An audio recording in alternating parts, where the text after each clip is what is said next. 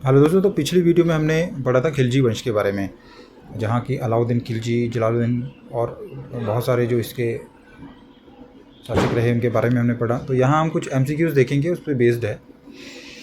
तो फर्स्ट जो एमसीक्यूज़ है, फर्स्ट क्वेश्चन है आपका, अलाउद्दीन खिलजी की विचार नीति का वास्तविक उद्देश्य क्या था। तो इसका जो वास्तविक उद्देश्य था, सी हो जाएगा इसका, सेना को सस्ती आपूर्ति सुनिश्चित करवाना, यानी कि military stability, market control concept जो इनका था। निम्न में से कौन सा सुधार राज्य सर्वोच्चता सिद्धांत को दर्शाता है, क्वेश्चन नंबर 2। तो इसका बी हो जाएगा, उलेमाओं का हस्तक्षेप कम करना। नेक्स्ट है क्वेश्चन नंबर 3, अलाउद्दीन खिलजी की नीतियाँ किस प्रकार के राज्य मॉडल की ओर संकेत करती है। तो सी हो जाएगा इसका, केंद्रीकृत प्रशासनिक राज्य। नेक्स्ट है 4, घोड़े की दाग प्रणाली का मुख्य उद्देश्य क्या था।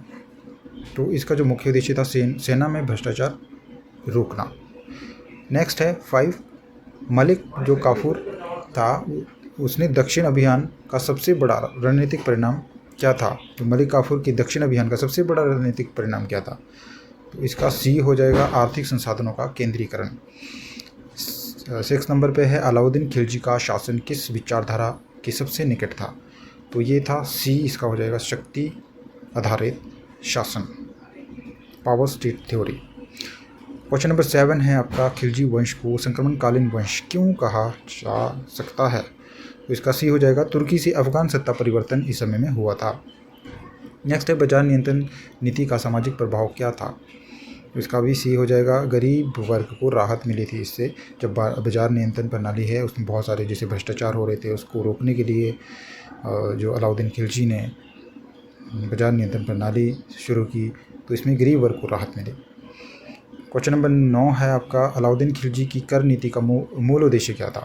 तो जो इनकी कर नीति थी उसका मूल उद्देश्य था सैन्य विस्तार करना। क्वेश्चन नंबर 10 है, खिलजी शासन को राज्यवादी शासन क्यों कहा जाता है। तो ये भी सी हो जाएगा, राज्य सर्वोच्च सत्ता। नेक्स्ट है, अलाउद्दीन खिलजी का प्रशासन किस मॉडल पर आधारित था, क्वेश्चन नंबर 11। तो इसका डी हो जाएगा, केंद्रीय नियंत्रण मॉडल। क्वेश्चन नंबर 12 है आपका, खिलजी काल में सेना और अर्थव्यवस्था का संबंध किस सिद्धांत पर आधारित था। तो ये था सैन्य आर्थिक परस्पर निर्भरता। क्वेश्चन नंबर 13 है आपका, अलाउद्दीन खिलजी की नीतियों का दीर्घकालीन प्रभाव क्या रहा। तो इसका जो दीर्घकालीन प्रभाव बी हो जाएगा, प्रशासनिक परंपरा की नींव।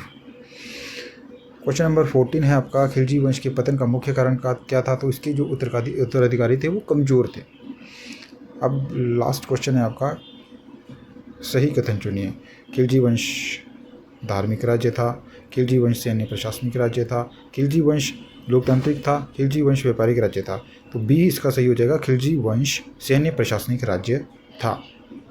ये थे कुछ एमसीक्यूज़। नेक्स्ट वीडियो जल्द ही आएगी।